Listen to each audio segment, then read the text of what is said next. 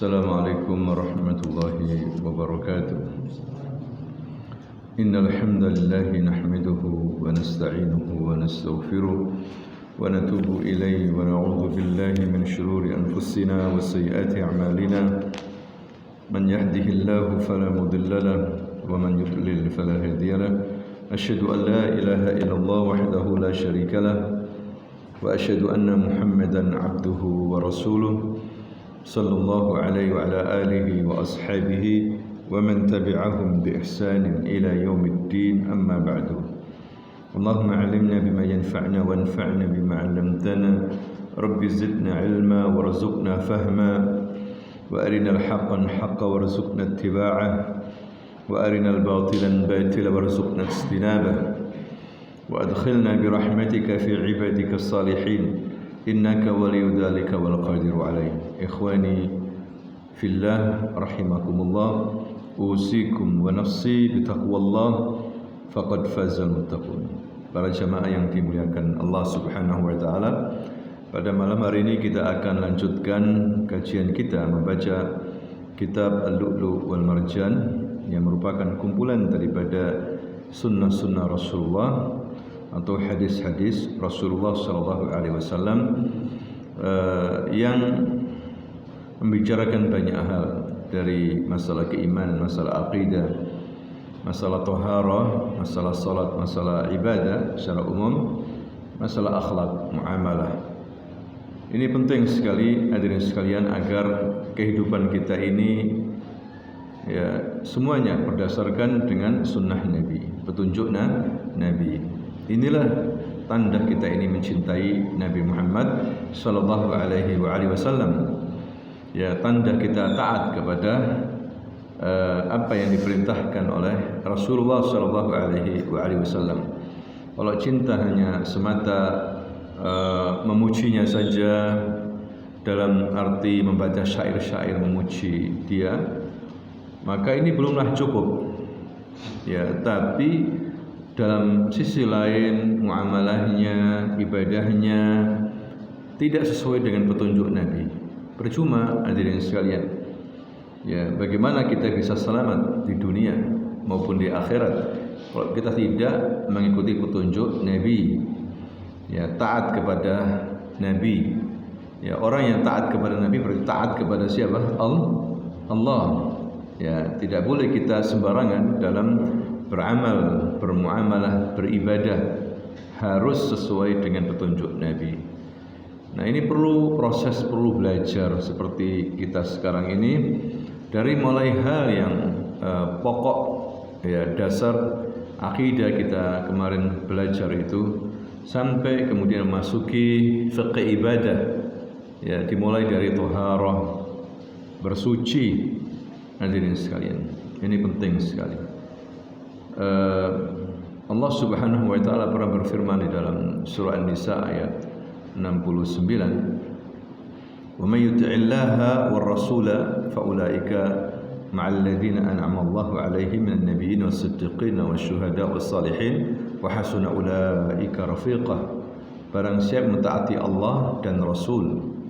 Maksudnya apa? Kata para ahli tafsir, yaitu beramal dengan apa yang diperintah oleh Allah dan Rasul dan menjauhi apa yang dilarang oleh Allah dan Rasul. Itu maksudnya wa may yuti'illaha war rasul. Maka siapa yang berbuat seperti ini, maka nanti akan dikumpulkan oleh Allah bersama para nabi, para siddiqin, syuhada was-salihin. Mereka lah sebaik-baik teman nanti di akhirat, hadirin sekalian. Ya, cuma kita harus membaca sunnah-sunnah Nabi ini supaya tahu mana yang diperintahkan, mana yang dilarangnya. Kita akan lanjutkan membaca kitab ini pada halaman 201. Ya, orang junub boleh tidur sebelum mandi. Ya, tapi disunahkan untuk wudu. Disunahkan untuk apa? Wudu. Ya, memang junub itu harus mandi. Tapi kalau dia ngantuk tidur, silakan tidur. Cuma disunahkan untuk wudhu dulu, walaupun tidak mandi. Nanti kalau sudah bangun waktu subuh baru mandi, tidak apa-apa. Tapi disunahkan minimal wudhu.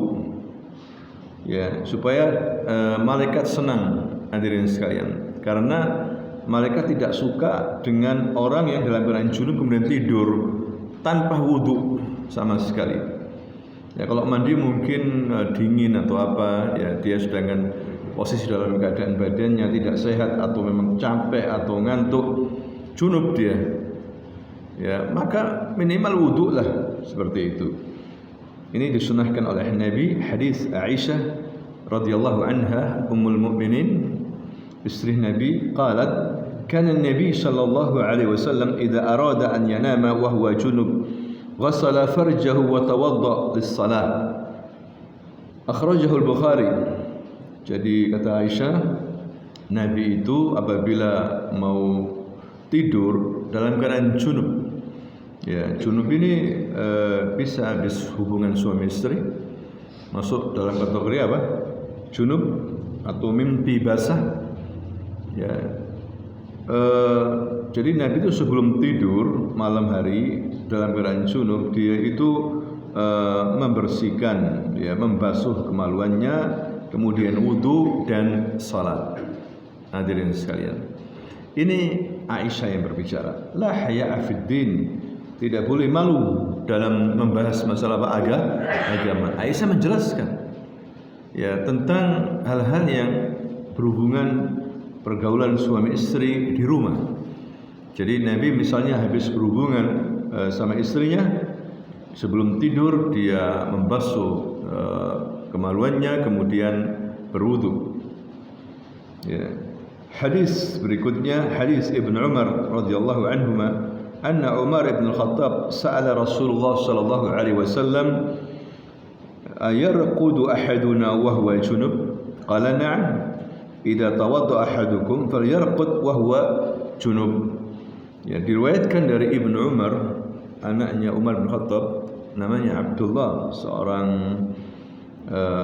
perawi hadis dari sahabat, ya, seorang ulama juga dari kalangan sahabat, anaknya Umar ini bin Khattab. Waktu itu dia bercerita, Umar bin Khattab, ayahnya, bertanya kepada Rasulullah sallallahu alaihi wasallam, apakah boleh seorang dari kami tidur dalam keadaan junub? Rasulullah sallallahu alaihi wasallam menjawab, ya, jika ia sudah berwudu. Ya, ia boleh tidur meskipun dalam keadaan junub. Ini minimal wudu dulu, mandinya besok tidak ada masalah. Wudu dulu disunahkan seperti itu apabila seorang dalam keadaan junub habis berhubungan dengan suami istrinya, hadirin sekalian. Nah, ini cara ya dalam Islam diajarkan oleh Nabi. Banyak di antara kita meremehkan masalah ini, terutama suami istri, hadirin sekalian. Langsung tidur, malas ke kamar mandi. Ya, tentunya ini adalah bukan adab seorang muslim ketika mau tidur dalam keadaan apa? Junub. Ya, nanti malaikat tidak mendoakan kebaikan, tidak suka. Ya, malaikat itu orang dalam keadaan junub langsung tidur. Ya. Bagaimana kalau dia mati saat itu? Minimal apa, Bu? Wudu. Ya, kalau dia mampu, enggak dingin misalnya airnya, apalagi ada air panas, tidak apa-apa mandi, afdol tentunya. Mandi afdol sebelum apa? Tidur. Tapi kalau tidak siap, maka hendaklah cukup apa? Berwudu, dan itu merupakan ajaran Nabi Muhammad SAW. Tentunya hadirin sekalian banyak hikmahnya. Terkadang apa yang Rasulullah SAW ini sampaikan, yang ajarkan, tidak terlihat hikmahnya. Tapi kita harus yakin apa yang diajarkan oleh Rasulullah banyak hikmahnya. Ya, bisa untuk membuat badan seger lagi dengan wudu itu, ya, diridhai oleh Allah Subhanahu wa taala, dan wudu itu dapat pahala besar. Jangan remehkan wudu itu. Kita pernah berbicara kan keutamaan wudu itu. Ya, bisa mengampuni dosa-dosa dan juga membuat dia masuk surga, sampai bisa diizinkan masuk surga melalui 8 pintu yang dia suka. Habis wudu kemudian dia berdoa doa wudu. Luar biasa ini, hadirin sekalian. Diampuni dosa-dosa, diangkat derajatnya oleh Allah Subhanahu wa taala. Jadi ini banyak manfaatnya. Mungkin mulai pagi, siang hari, sore, malam kita ada dosa itu. Dengan wudu itu, ya orang itu apa? Kena air wudu itu mukanya, kan muka ini ada hidung, ada lisan, ya ada apa namanya, telinga, mata. Ini terkadang berbuat hal-hal yang haram. Dengan wudu itu, air wudu ini bisa apa? Menghancurkan, ya, menghapus dosa-dosa. Hadirin sekalian. Ini penting karena Nabi mengatakan an-naum akhul maut. Tidur itu saudaranya mati. Bisa jadi orang tidur khalas, ya selamanya, enggak bangun selamanya sampai hari apa? Kiamat. Maka hendaklah wudu. Hadirin sekalian, wudu terutama orang yang habis berhubungan suami istri. Biasanya malas, langsung regut, ya. Hendaklah wudu sebentar seperti itu. Nah, ini ajaran Nabi. Kemudian hadis berikutnya, hadis Abdullah ibn Umar radhiyallahu anhuma qala dzakara Umar ibn al-Khattab shalla li Rasulillah sallallahu alaihi wasallam annahu tusibuhu janabah min al-lail faqala Rasulullah sallallahu alaihi wasallam tawadda waghsil dhakaraka thumma nam. Ini hampir sama dari Ibnu Umar juga, hadirin sekalian. Jadi waktu itu Ibnu Umar berkata, Umar bin Khattab menceritakan kepada Rasulullah sallallahu alaihi wasallam, ya, bahwa ia junub di malam hari. Yani Umar junub. Rasulullah kemudian berkata kepadanya, wudu dan cucilah kemaluanmu, kemudian tidurlah. Ya, di sini Umar hidup di zaman Nabi. Jadi kalau ada apa-apa langsung tanya kepada Rasulullah. Ini menunjukkan hirsus sahabah fid din. Jadi perhatian sahabat begitu besar terhadap masalah apa? Agama, sampai masalah janabah. Umar tidak malu-malu dalam masalah ini. Mungkin seorang haya, la haya fid din. Sekali lagi tidak ada haya ketika seorang bertanya dalam masalah apa? Agama. Hadirin sekalian. Begitu juga para sahabat-sahabat wanita, walaupun mereka malu-malu, tapi mereka tanya. Ya, karena obat dari kebodohan adalah apa? Bertanya, yaitu belajar agama.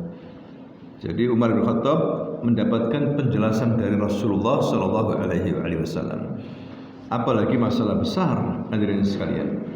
Maka hendaklah kita bertanya kepada ahli ilmi, orang yang mengerti apa? Ilmu tentang masalah ini. Fas'al ahli dzikr in kuntum la ta'lamun. Hendaklah kalian bertanya kepada ulama. Dan waktu itu Nabi masih hidup, sehingga para sahabat tinggal tanya saja sama Nabi. Ya, masalah semuanya, hatta junub dalam keadaan janabah. Ya, disuruh apa? Minimal wudu, bersihkan kemaluannya, kemudian wudu, kemudian nam, baru tidur. Walaupun mandinya nanti subuh. Sunnahnya wudu dulu dan dibersihkan kemaluannya apabila dia berhubungan dengan suami, berhubungan dengan istrinya. Kemudian berikutnya, hadirin sekalian, hadis Anas bin Malik, anna Nabi sallallahu alaihi wasallam kana yatufu ala nisaihi fil laila al-wahidah wa lahu yawma idzin 9 niswa. Akhrajahu al-Bukhari. Dari Anas bin Malik.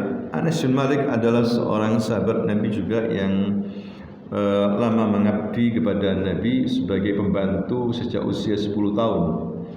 Dia sampai umur 20 tahun bersama Nabi, ya, tiap hari sebagai pembantunya. Maka otomatis dia banyak meriwayatkan hadis, mendengar hadis-hadis Nabi, melihat tingkah laku Nabi. Ya, dikatakan di sini dia meriwayatkan bahwa Nabi pernah menggilir semua istrinya dalam satu malam. Ya, dalam satu malam, pada saat itu beliau memiliki 9 istri. Ini menunjukkan Nabi SAW kuat badannya, diberikan kekuatan, hadirin sekalian. Ya, datang ke istrinya, berhubungan dengan istrinya, datang lagi, masih junub, datang lagi ke rumah istrinya, berhubungan lagi, datang lagi ke istrinya, datang berhubungan lagi, sampai tis'a nisa. Bayangkan, mungkin seseorang satu aja sudah kelpak bahasa kita, ya, seperti itu. Ini 9, Anda bisa bayangkan 9. Jadi Nabi ini luar biasa, laki-laki sejati. Laki-laki apa? Sejati. Ya. Dan dia memang punya banyak istri dan dia sanggup. Kalau seseorang nggak sanggup dalam masalah ini yang banyak masalah. Menikah lagi, nggak sanggup dalam masalah ranjang ini, lebih baik jangan. Nanti percuma, nanti mereka akan marah dan sebagainya, tidak diberi nafkah, batin ini. Ini yang membuat masalah-masalah rumah tangga. Ya, kalau Nabi memang orang-orang spesial, ya, utusan Allah SWT, pilihan Allah. Bayangkan satu kali mandi, hadirin sekalian, selesai semuanya, istrinya puas, tis'ah zaujah, ya, semuanya baru dia mandi, baru dia apa? Mandi. Ya, itu dibolehkan, ya, seperti itu.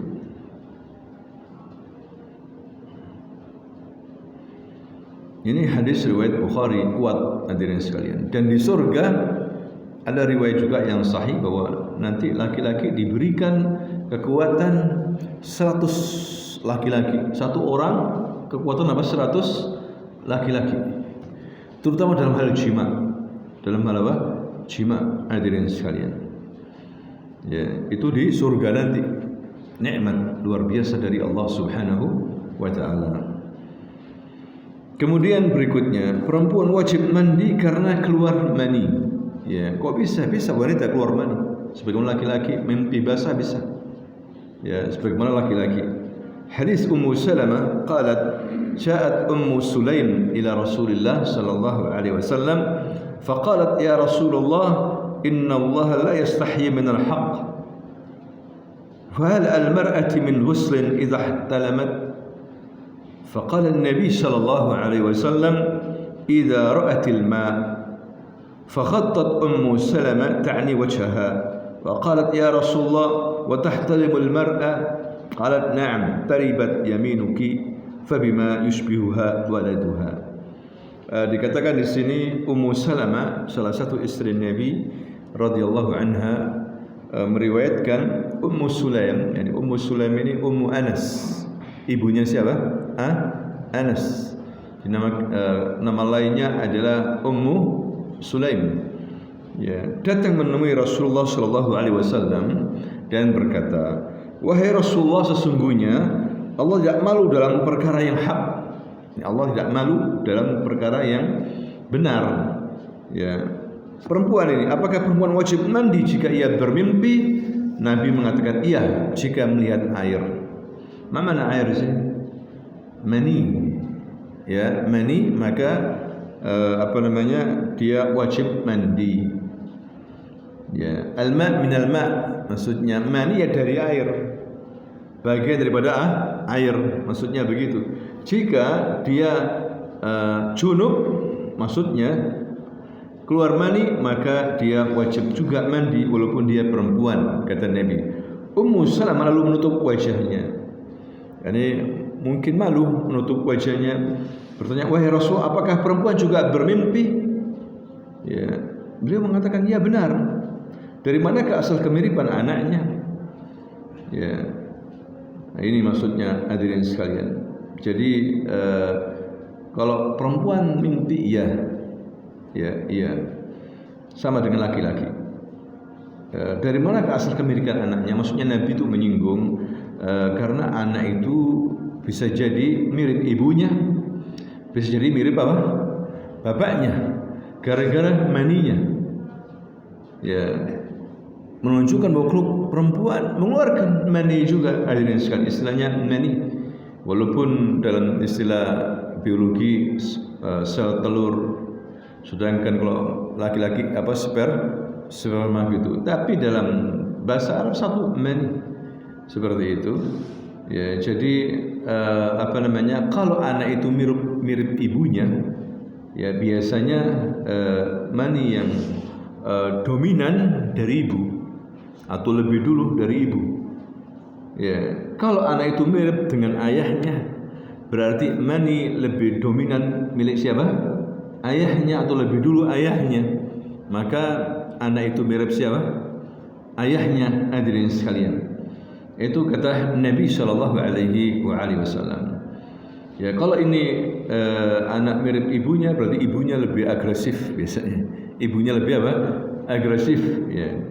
Lebih semangat, bapaknya kurang apa? Semangat.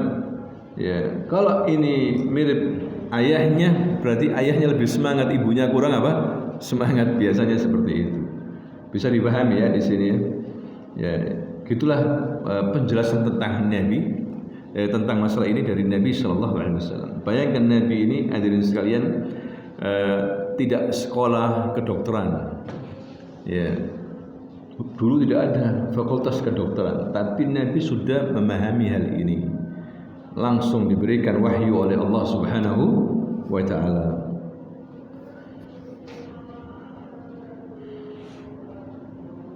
Jadi di sini hadirin sekalian perlu mandi kalau orang itu apa? Junub. Ya, ada sebab-sebab di sini mandi itu wajib hadirin sekalian. Pertama, keluarnya mani. Ya, dari tempat keluarnya maksudnya dari kemaluan. Baik itu laki-laki maupun perempuan, dan mani itu muncrat. Beda dengan seperti wadi atau madhi. Dasarnya wajib mandi wa in kuntum junuban fattahharu. Ya, dalam surah Al-Maidah ayat 6. Jika kamu dalam keadaan junub, maka bersihlah, bertoharolah, maksudnya mandilah. Ya, seperti itu. Kemudian Nabi juga mengatakan idza fatahtal ma'a faghtasil. Bila kau memancarkan air, maksudnya air mani, maka mandilah, seperti itu. Sebagaimana tadi hadis dari Ummu Salamah. Ya, ini ijma' para ulama, harus mandi. Kalau dia tidak mandi berkhianat, ya, tidak amanah. Dalam keadaan junub tidak mandi, na'udzubillah, ini khianat hadirin sekalian, laki maupun perempuan. Makanya kita beda dengan orang kafir. Orang kafir seperti itu, layaknya binatang hadirin sekalian. Dia tidak peduli mandi, tidak peduli ini. Ya, tapi kita disuruh apa? Mandi. Kalau orang seharusnya mandi, dia tidak mandi dalam keadaan junub, maka ini berkhianat, tidak amanah. Jadi amanah tidak hanya masalah harta benda, masalah perjanjian, tapi ini juga masalah syariat, semuanya amanah. Hukum-hukum syariatnya amanah hadirin sekalian. Maka di saat kita tidak mengamalkan ini disebut apa? Pengkhianat, khain. Ya. Jadi pengkhianat itu bukan hanya masalah uang, masalah jabatan, tapi juga nggak sholat, pengkhianat dia. Ya, orang nggak puasa Ramadan, seharusnya dia puasa Ramadan, dia pura-pura ngomong sama orang dia datang bulan atau apa, pengkhianat padahal dia bersih. Seharusnya dia mandi, nggak mandi, dia mengulurkan, nggak puasa, pengkhianat dia, tidak amanah. Hadirin sekalian, karena kita diambil janji oleh Allah waktu masih bayi, roh diberikan oleh Allah ketika 4 bulan diambil janji. Apakah aku Tuhanmu? Nah, ya Rabb, aku bersaksi bahwa Engkau Tuhanku, Rabbku. Aku bersaksi ingin menjalankan semua perintah-perintah-Mu. Nah, inilah hadirin sekalian wajib bagi kita untuk menunaikan amanah ini. Ya, kemudian juga wajib mandi kalau laki-laki bersenggama dengan apa? Istrinya. Ya, bersenggama di sini maksudnya berhubungan. Alat kemaluan ya masuk, walaupun sebagian kata para ulama wajib mandi. Ya, walaupun tidak keluar mani. Ibaratnya gayung udah masuk sumur harus mandi. Walaupun tidak keluar apa? Air mani, wajib mandi. Ya, karena Nabi sallallahu alaihi wasallam bersabda, "Idza jalasa baina syu'abiha al-arba' ya wa massal khitanul khitana wajib al-ghuslu." Ya, bila suami duduk di antara 4 cabang istri dan kemaluannya telah menyentuh kemaluan istrinya, maka wajib untuk mandi. Hadirin sekalian, kecuali misalnya dia hanya berciuman, ya, tidak apa namanya keluar air mani, itu nggak ada masalah. Kemudian yang wajib mandi juga hadirin sekalian, masuknya orang ke dalam agama Islam. Yang awalnya kafir kemudian masuk Islam, maka dia wajib apa? Mandi. Murtad balik lagi ke Islam, wajib juga apa? Mandi. Ya. Anna Nabi sallallahu alaihi wasallam amara Qais bin Asim hina aslama an yaqtasil. Bahwa Nabi dulu pernah memerintahkan ada seorang namanya Qais bin Asim, awalnya musyrik kemudian menjadi mu'allaf. Maka memerintahkan dia untuk apa? Mandi. Ya. Ada juga dari kalangan wanita wajib mandi kalau berhentinya haid atau nifas. Ya, berhentinya haid atau nifas. Dia haid, dia enggak salat, enggak puasa.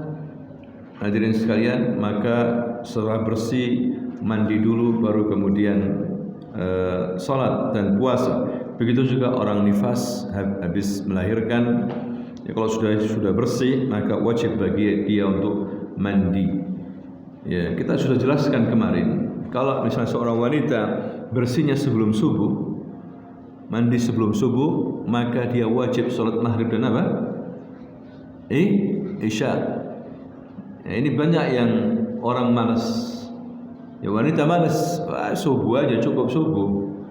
Padahal berhentinya itu sebelum apa? Subuh, sudah mandi dia, maka dia wajib salat maghrib dan apa? Isya. Ya. Kalau berhentinya misalnya sebelum maghrib, maka dia wajib salat apa? Zuhur dan asar. Karena bisa jadi berhentinya itu waktu zuhur. Ya. Cuma dia tahunya apa? Sebelum maghrib. Hadirin sekalian. Makanya katanya para ulama, masuk hukum ini semuanya. Jadi sebelum maghrib dia mandi dan salat zuhur dan apa? Asar jam'an, bukan qasran, jam'an, dijamak, karena dia di tempatnya, di rumahnya, bukan di perjalanan seperti itu. Kecuali kalau dia di perjalanan, hadirin sekalian. Nah itu cara ya bagaimana seseorang ketika haid, berhenti dari haid, dia mandi dulu. Kemudian juga orang yang meninggal dunia, ya merupakan kewajiban bagi yang hidup untuk mandikan si mayit. Ya, sebagaimana waktu putri Nabi namanya Zainab wafat, Nabi mengatakan irsilnaha, mandikan wahai wanita-wanita, mandikan dia. Nabi diuji oleh Allah Subhanahu wa taala, justru anak-anaknya banyak yang meninggal dunia sebelum dia meninggal dunia. Ya, kecuali Fatimah. Fatimah putri satu-satunya yang wafat setelah Rasul wafat, 6 bulan wafat Rasul baru Fatimah. Tapi yang lainnya kebanyakan wafat lebih dulu daripada siapa? Rasulullah sallallahu alaihi wasallam. Nah, inilah hal-hal yang kita diwajibkan untuk mandi, hadirin sekalian. Nah, kita sekarang melihat bagaimana hadis Aisyah tata cara mandi janabah. Ya, dikatakan di sini hadis Aisyah zaujin Nabi sallallahu alaihi wasallam, anna Nabi sallallahu alaihi wasallam kana idza ightasala min al-janabah bada'a fa ghasala yadayhi thumma yatawadda kama yatawadda'u lis-salah thumma yudkhil asabi'ahu al-ma' fayukhallil usul sya'rihi thumma yasubbu ala ra'sihi thalathan ghuraf biyadayhi thumma yafidul ma' ala jildihi kullihi. Akhrajahu al-Bukhari. Aisyah istri Nabi sallallahu alaihi wasallam meriwayatkan bahwa Nabi jika mandi karena janabah, beliau mulainya dengan mencuci kedua telapak tangannya, hadirin sekalian. Kemudian dia berwudu sebagaimana wudu salat. Ya, wudu salat. Kemudian masukkan jari-jarinya ke dalam air, menggosokkan ke kulit kepalanya begini. Karena Nabi rambutnya tebal. Nabi rambutnya tebal. Ya, ada riwayat juga sampai di sini Nabi rambutnya. Ya, sampai di sini. Karena biasanya musim-musim dingin ini rambut itu bermanfaat kalau panjang. Kalau musim apa? Dingin. Kalau kita kan tidak ada musim dingin di sini. Dingin yang sangat gitu jarang, kecuali misalnya di Batu atau di Trawas, itu pun kalau subuh ya. Tapi kalau di negeri-negeri yang ada musim dingin sangat dingin memang, luar biasa. Nah biasanya dingin nyerang sini, nyerang leher ini. Makanya kadang dikasih sal yang tebal begitu. Tapi kalau rambutnya tebal sampai sini membantu, nggak terlalu dingin kalau daerah sini. Tinggal kita pakai jubah saja. Ya, makanya kalau lagi junub termasuk yang diharuskan untuk memasukkan jari-jari tangan ini ke rambut sampai ke akar-akar rambut supaya kena. Hadirin sekalian. Nah, ini yang dianjurkan kata Nabi sallallahu alaihi wasallam. Di sini katanya Aisyah, bagaimana Nabi mandi janabah seperti itu. Ya, kemudian menyiramkan air ke atas kepalanya. Setelah dibersihkan rambut-rambutnya itu, disiramkan air kepalanya dengan cidukan kedua telapak tangannya sebanyak 3 kali. Kemudian beliau menyiramkan air ke seluruh kulitnya. Yani kepalanya dulu pakai tangan tidak apa-apa.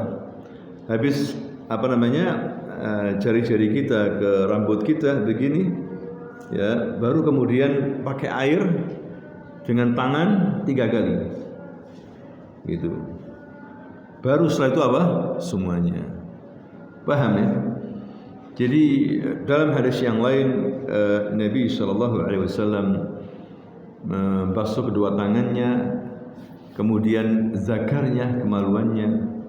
Baru kemudian dia wudu salat. Tahu ya wudu salat.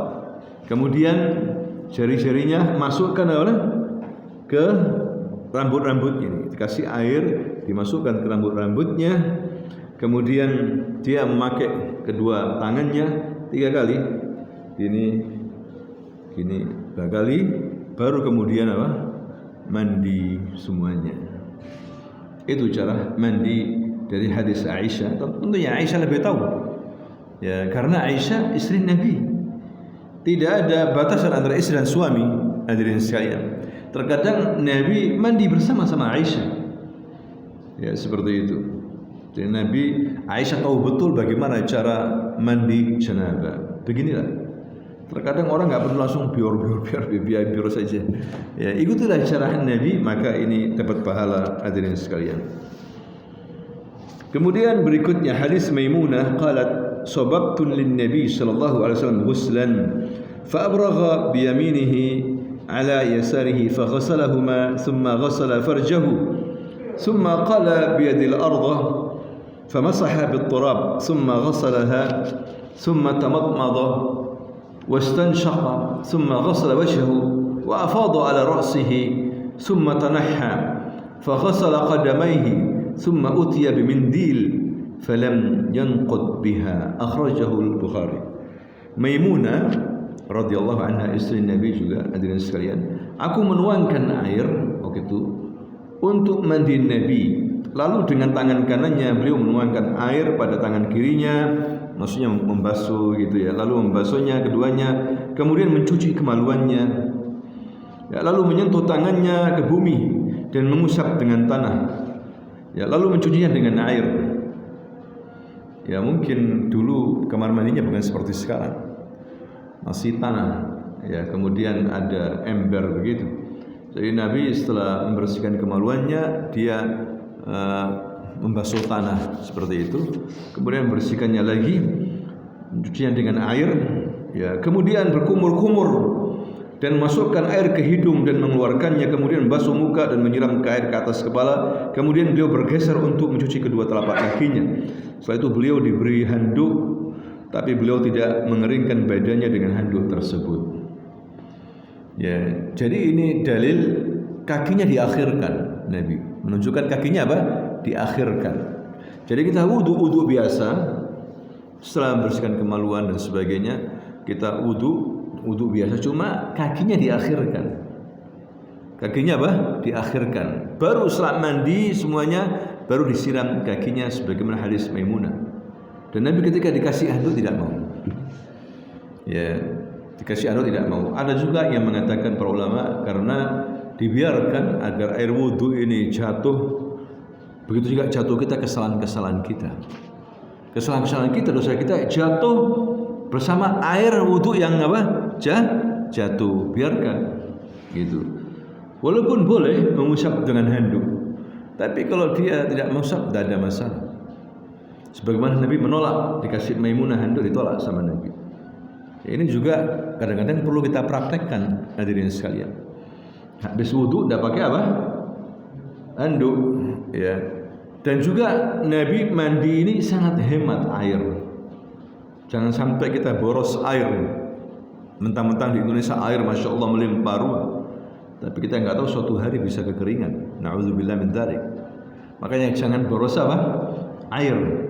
Ya, Nabi sedikit air, walaupun untuk mandi tidak boleh terlalu berlebihan. Yang penting mandi itu dalek. Dalek itu apa? Dipijet, digosok maksudnya. Jangan hanya biar digosok. Nah, apalagi sekarang ada sabun dan sebagainya, itu lebih bagus lagi.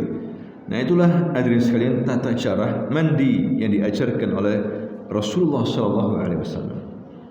Kemudian terus di sini nanti disimpulkan sama ahli fiqh, ya. Hadis Aisyah radhiyallahu anha qalat kana an-nabi sallallahu alaihi wasallam idza ightasala min al-jama' da'a bi shay'in nahwa al-hilab fa akhadha bi kaffi fa bada'a bi shaqqi ra'sihi al-ayman thumma al-aysar fa qala bihima ala ra'sihi. Ini lebih rinci lagi, ya. Akhrajahu al-Bukhari. Aisyah berkata, jika Nabi mandi janabah, beliau minta diambilkan panci sebesar panci untuk memerah susu. Bas satu panci akhirnya. Hadirin sekalian, kita berapa panci? Satu panci, ya, untuk mandi janabah.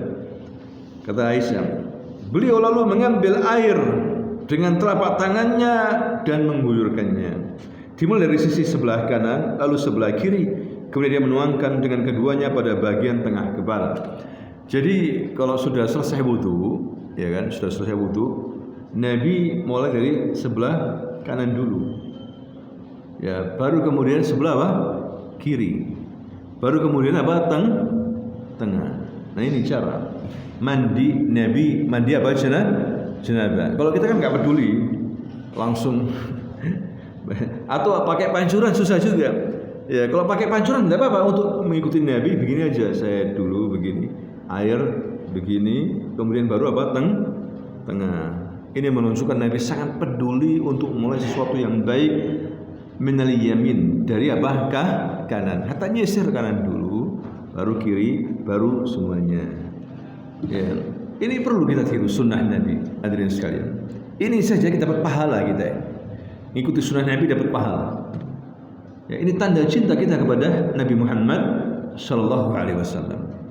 Bukan diukur kalau maulud berarti cinta Nabi, nggak ngikuti maulud nggak cinta Nabi, bukan begitu. Ya, ukurannya bukan begitu. Kita mengamalkan apa yang diajarkan oleh Nabi, itu yang menunjukkan cinta kita kepada siapa? Nabi Muhammad sallallahu alaihi wasallam. Ini terus merinci tentang mandi Nabi, hadirin sekalian. Kemudian di sini hadis Aisyah qalat kuntu aghtasilu ana wan nabi sallallahu alaihi wasallam min ina'in wahid qad qadaha yuqal lahu al-furaq. Al-Faraq dikatakan di sini Aisyah radhiyallahu anha berkata, aku pernah mandi bersama Nabi dari satu ember terbuat dari tembikar yang disebut dengan Al-Faraq. Bayangkan Nabi mandi bersama dengan siapa? Aisyah, istrinya. Ini menunjukkan tidak ada masalah, tidak ada batas, ya, aurat antara laki dan perempuan, maksudnya suami istri ketika mandi. Dan ini menunjukkan romantisnya Rasulullah sallallahu alaihi wasallam. Kemudian berikutnya hadis Aisyah sa'alaha akhuha min ar-radha' an ghusl an-nabi sallallahu alaihi wasallam fada'at bi ina'in nahwin min sa' faghtasalat wa afadat ala ra'siha wa bainana wa bainaha hijab. Qala Abi Salamah, Aisyah pernah ditanya saudaranya sesusuan tentang cara Nabi mandi janabah. Aisyah selalu meminta diambilkan bejana air setara dengan ukuran satu sa', ya, kemudian mandi dengan menuangkan air ke atas kepalanya, sementara antara kami dengannya terhalang oleh hijab. Perkataannya Abu Salamah. Ini menunjukkan Aisyah sekalian, setelah wafatnya Nabi, dia ini pengajar, ya, dan ini pengajar yang bagus, langsung praktek. Ya, Aisyah praktek mengajarkan cara mandi janabah Nabi. Ya, ini luar biasa, sangat penting dan tidak boleh diremehkan. Agar orang faham mandi yang sahih, mandi yang biasa orang awam beda. Hadirin sekalian, kalau kita mandi mengikuti dengan cara Nabi berpahala. Ya, sampai Aisyah minta diambilkan ember 1 sa', tidak banyak. Ya, kemudian dia menyiramkan ke badannya. Beginilah mandi Rasulullah janabah. Berikan contoh maksudnya. Ya, luar biasa Nabi, hadirin sekalian, mengajarkan kepada kita tidak hanya masalah pemerintah, masalah perang, jihad, sampai mandi janabah ada aturannya. Tidak ada agama lain seperti Islam. Tak peduli, hadirin sekalian, lengkap Islam ini. Din kamil wa syamil. Ya, kamil wa mutakamil. Agama Islam sempurna. Makanya Allah SWT menurunkan ayat itu ketika Haji Wada hari Jumat. Al-yawma akmaltu lakum dinakum wa atmamtu alaikum ni'mati wa raditu lakumul Islam dina. Pada hari ini aku telah sempurnakan bagimu agama. Aku sempurnakan nikmatku ya kepadamu, dan aku jadikan Islam sebagai agama yang aku ridhai untukmu. Ya, ini Islam, hadirin sekalian. Di sini kata ulama ahli fiqih ada 2 tata cara mandi janabah. Yang pertama, tata cara dianjurkan, disunnahkan, yaitu tadi itu membasuh kedua tangan, kemudian membasuh kemaluan dan apa yang terkena kotoran, mani yang lainnya yang nempel-nempel. Kemudian dia berwudu seperti wudu salat. Kemudian dia mengambil air dengan tangan untuk diselang-selangkan ke rambut kepalanya dan masukkan jari-jarinya di antara akar-akar rambutnya sehingga kulit kepalanya basah. Kulit kepalanya di rambut ini itu basah. Kemudian mengguyur kepalanya 3 kali guyuran, kemudian mengguyurkan air ke seluruh tubuh. Guyuran pertama sebelah kanan, guyuran kedua sebelah apa? Kiri, ketiga apa? Kanan. Baru kemudian apa? Terserah Anda jebur begitu enggak apa-apa. Ya, baru terakhir kaki. Kalau misalnya wudu sama kakinya langsung enggak ada masalah. Enggak harus nunggu diakhirkan, enggak ada masalah. Yang penting wudu seperti wudu apa? Salat. Hadirin sekalian, ini yang disunnahkan, hadisnya muttafaq alaih. Tapi juga ada tata cara yang dianggap cukup, maka dengan meratakan air ke tubuh diawali dengan niat. Ada juga yang mandi biar begitu. Yang penting niatnya mau mandi, niat mandi apa? Junub. Tidak pakai model begini, enggak wudu-wuduan begitu. Ya, cuma lebih baik pakai tadi yang diajarkan oleh Rasulullah sallallahu alaihi wasallam. Karena kalau mandi asal-asalan enggak wudu lagi nanti setelah mandi. Kalau mau sholat apa wudu lagi. Hadirin sekalian, karena itu tidak mewakili wudu, asal mandi jebur begitu, tidak mewakili apa? Wudu. Maka wudu lagi begitu. Karena wudu itu ada aturan-aturannya. Ya. Tadi ini mandi wajib, ada juga disebut dengan mandi sunnah. Sunnah gitu loh, mandi enggak wajib. Kalau dilakukan maka itu lebih baik. Ya, mandi pada setiap selesai bersenggama, kata Nabi. Ya, senggama ini berhubungan suami istri. Mandi. Ya, kemudian senggama lagi, itu tidak ada masalah. Ya. Kemudian mandi pada hari Jumat. Walaupun ada sebagian ahli fiqih mandi Jumat itu wajib. Tapi pendapat yang kuat sunnah muakkadah. Sunnah apa? Muakkadah. Ada hadis huslu yaumil jum'ati wajib ala kulli muhtarim. Mandi pada hari Jumat wajib bagi orang yang sudah balik. Ya, katanya para ulama menjelaskan hadis ini, dulu memang orang Arab itu jarang mandi. Jarang apa? Mandi, lain daripada kita. Makanya kalau waktu Jumat wajib bagi mereka untuk apa? Mandi. Lah kita setiap hari mandi. Ya, sekali, 2 kali, ada yang 3 kali mandi. Hadirin sekalian, maka cukup di hari Jumat hukumnya sunnah muakkadah. kata Ibnu Hajar Al-Asqalani. Ya. Lebih baik mandi sunnah, ya. Karena Nabi mengatakan idza jaa ahadukumul jumu'ah falyaghtasil. Bila seorang di antara kalian mendatangi salat Jumat, hendaklah dia mandi. Mandi di sini adalah mandi sunnah. Ya, kemudian juga mandi sunnah, mandi salat 2 hari raya, Idul Fitri wa Idul Adha. Sunnah mandi. Ya. Atau mandi mau pakai baju ihram, mau haji mau umrah, maka sunnahnya apa? Mandi, mau pakai baju ihram. Ya. Kemudian mandi sehabis memandikan mayit. Ini sunnah. Ya, tidak wajib, sunnah. Nabi mengatakan dalam hadis yang sahih, man ghassala mayyitan falyaghtasil. Orang yang memandikan jenazah maka hendaklah dia mandi. Nah, itulah hadirin sekalian, ada mandi wajib, ada mandi apa? Sunnah. Kita lanjutkan di sini hadis-hadis Nabi. Hadis yang ke-186, 205 ini terakhir.